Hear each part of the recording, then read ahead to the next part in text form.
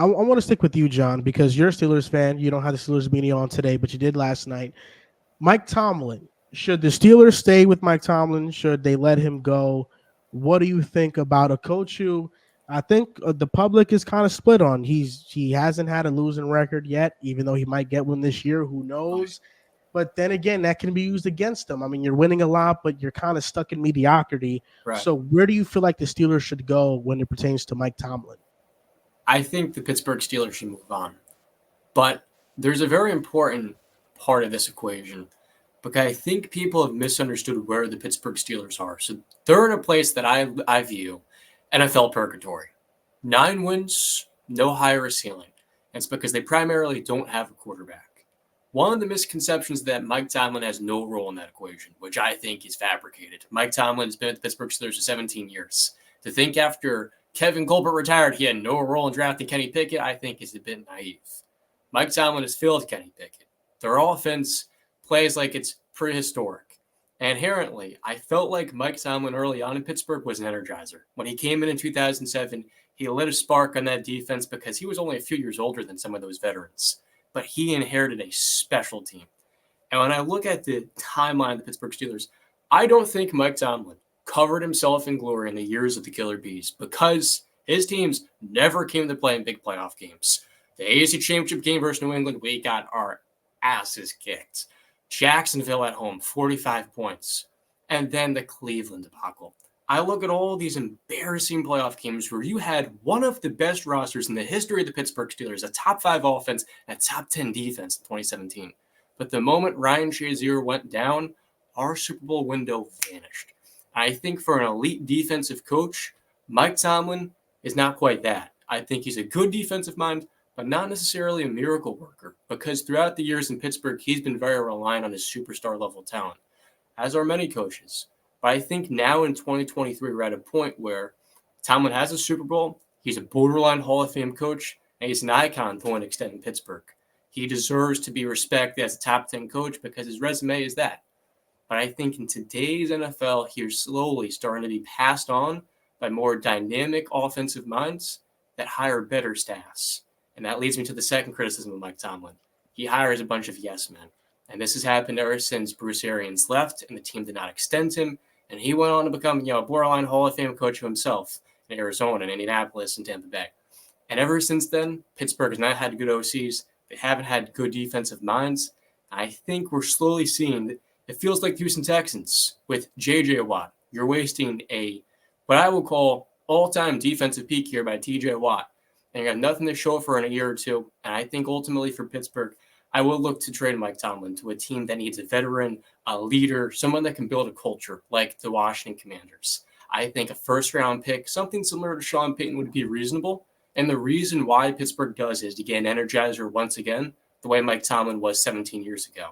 Had a hell of a run here in Pittsburgh, but I think this team, this locker room, is lost. And they need somebody who's younger, innovative, and quite frankly, will re-energize this team. And then the draft, we can utilize more first-round picks to hit the offensive line, the cornerback position, and just build a more complete team to develop a quarterback. No, that was a lot. Go off, John. I know you tweeted out there saying trade Washington, number 4 overall pick. I feel like Washington will probably give up their 2025 first, not the number 4 overall picks. They're going to need those pieces. I made that my overreaction a couple weeks ago, saying that I think it is best that Mike Tomlin and the Steelers part ways on both parts, because I do think that if Mike Tomlin gets let go, probably first of all won't get let go. He will be traded like Sean Payton because the value there is insane, right? The track record he has in terms of building a culture, a respectable organization. Although the playoff wins haven't been there recently, we know throughout his history he's been able to get the job done. I am looking, though, at just your last few playoff wins because, of course, you haven't won one since 2016. But even those last few, when you did win, you beat Matt Moore. You beat Alex Smith in the year before. You beat AJ McCarron. So even the last 3 wins, it's not like you were going up there against the Tom Brady's and Peyton Mannings and proving it to the rest of the world that you guys were, all-time teams. But I do think Tomlin should probably move on at this point. John mentioned the yes men that are surrounded him. And it's yes men, but it's also that once things aren't going well, it takes them years to move off. Like, why was Matt Canada employed for multiple seasons when they had multiple years of the worst offense in football. We're talking about 28th in points this year, 26th in points last year, 21 the year before that. That was, Big Ben's last season there. And also drafting Kenny Pickett. This is going to be, I think, a big test this offseason because I don't think there's as many people split on on Mike Tomlin as there is on Kenny Pickett. I think everyone realizes Mike Tomlin's still a really good coach, but I think more people are questionable about Kenny Pickett. Number one, just the injury history. While he started a ton of games, he's left early in about a quarter, 20 or 25% of the games he's left early due to injury. And then also just the pure of talent. He's had moments in the fourth quarter that he's had comeback wins and signature moments. But you see the stat every single time someone has a 300-yard game, a 3-touchdown game. It's like, oh, that's more than Kenny Pickett has had in his 2-year career in Pittsburgh. And the weapons are also there too. Like you have George Pickens, Deontay Johnson, Pat Freiermuth, two not top-level running backs, but I think two respectable running backs, kind of a thunder and lightning situation with Jalen Warren and Najee Harris. They're at least talented. They're not going to be top 5 in rushing anytime soon, but with a good enough offensive coordinator, I think you get those guys to be respectable running backs. So the Steelers, they're this very historic organization. Tomlin's been there since 2007. Before that, Cowher was there for like 15 years. Chuck Noll. I mean, they've had 3 coaches in the last like 4 decades. So they're a team that are reliant on history and want to give the coach, the player, the quarterback the benefit of the doubt. They lasted with Big Ben a season too long, in my opinion, too. I fear they're going to do the same thing with Kenny Pickett. Of course, being a Pittsburgh kid, too, probably doesn't help that case. But they do have a chance to kind of right their wrongs in one off season, mostly by moving on from Kenny Pickett in my decision, because I do think if you get a more, explosive type quarterback, the offense will be better. Of course, moving on from Matt Canada helps too. But I do think both the coach and team probably benefit in this situation. You get a respectable goodbye. You're going to be in the Steelers Hall of Fame, the NFL Hall of Fame, but you can move on. I mentioned it the last time. Andy Reid moved on from Philadelphia. Mike Tomlin can move on, go to another team, and have success too. To me, this conversation's a funny one for the idea that we haven't seen Tomlin lose. Now, I understand the ultimate goal has been to win a Super Bowl. He's been able to do that. He's made it to 2 Super Bowls. It's been a while since we've seen him back there, and it's been a while since we've seen the Steelers win a playoff game.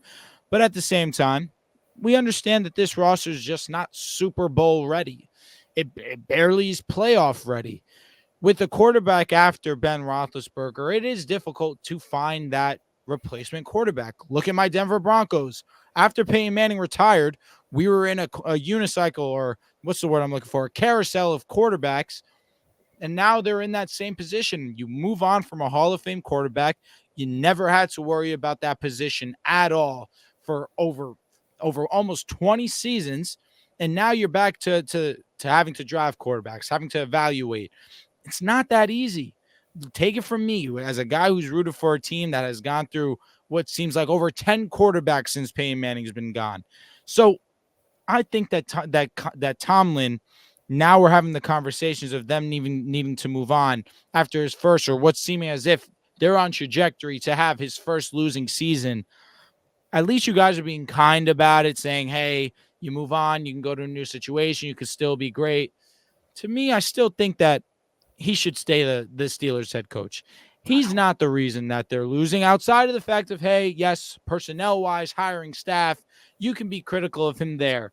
But at the same time, I mean, the defense still playing some solid ball. It's the offense. It's the quarterback. They don't have a guy that can go out there and do a job. Kenny Pickett could, but at the same time, Kenny Pickett, you understand what you're getting from him.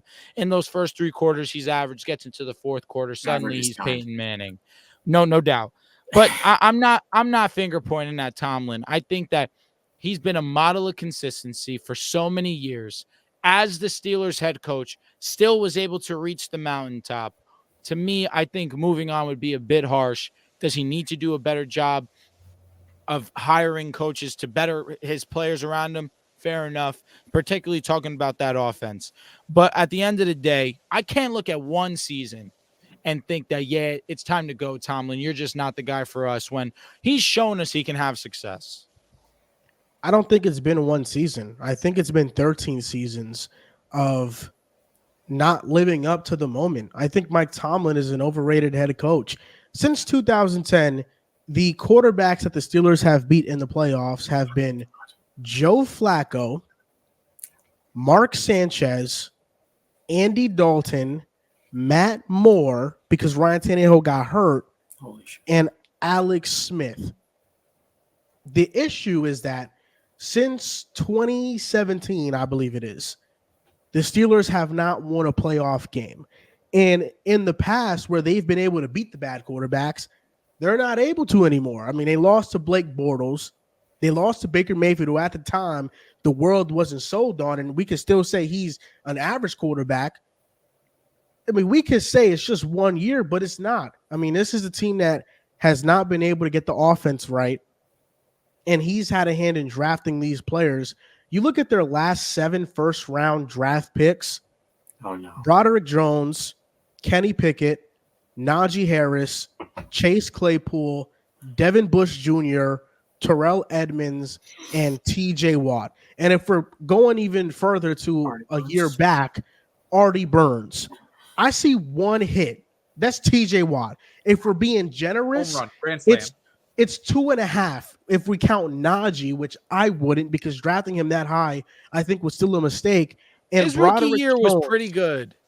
he He actually averaged had less than someone 4 that yards could per dump carry. off. He did, but he was pretty great as a receiving back.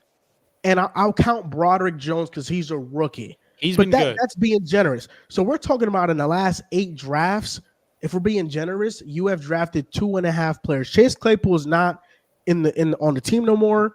Joey Artie Porter's Burns been is good. Terrell Edmonds, he was second-round pick. So Artie Burns, Terrell Edmonds, Devin Bush. I mean, all those guys Wait, are not on the Claypool was team a anymore. First? Chase Claypool was. Well, he was like the 45th pick Oh. because of the Minka Fitzpatrick trade. I But he was apologize. the first pick that year. I Over apologize. Jalen Hurts. I apologize. Everyone passed The first. first player taken in their last 8 Oh, drafts. got So it. Claypool that year, they didn't have a first round. He was the first player They taken. had a good in the draft draft. this past NFL draft. Broderick and Joey Porter, really good picks. Nick Herbig. It was a fantastic draft. And Joel, I don't know if you have more to that point, but it shows something very important at the end of Kevin Colbert's run as GM, because he built basically 2.5 Super Bowl winning rosters, or Super Bowl quality rosters, because they didn't win in the 2010s. But he was outdated as a GM.